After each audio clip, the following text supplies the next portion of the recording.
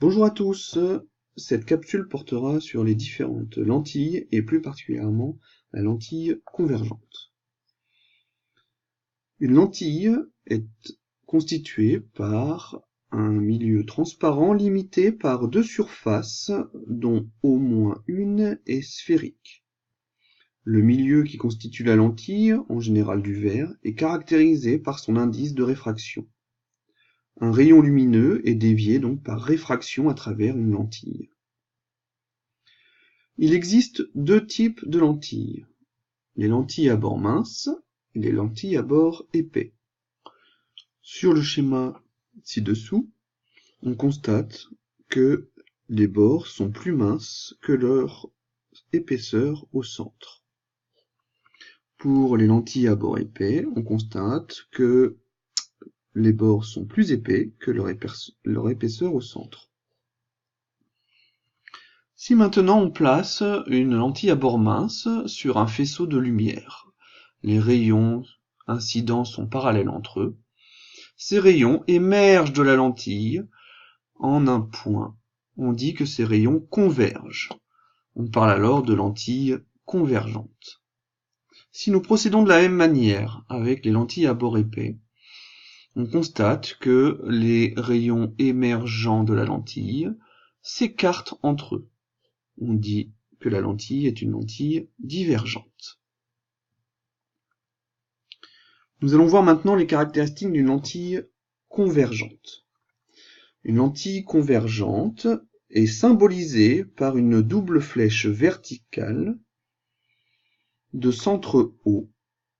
Le centre O est appelé le centre optique. L'axe optique de la lentille, noté delta, est la droite perpendiculaire à la lentille passant par O. On distingue ensuite deux foyers. Le premier foyer qu'on appelle le foyer image F', et sont symétriques par rapport au centre optique O, qu'on appelle le foyer objet F. La distance entre le centre optique O et le foyer image F' est appelée distance focale.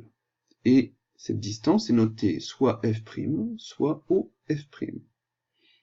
Ce schéma, avec les annotations, sont à connaître. Nous allons maintenant voir différentes caractéristiques pour les rayons lumineux qui traversent donc une lentille convergente.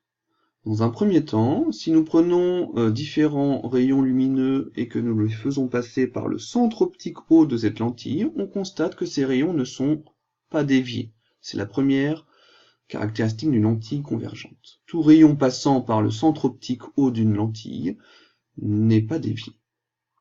La deuxième caractéristique, si nous prenons différents rayons, ces rayons incidents sont parallèles à l'axe optique. Ces rayons émergent de la lentille en passant par le foyer image F'. Donc tout rayon parallèle à l'axe optique émerge de la lentille en passant par le foyer F'.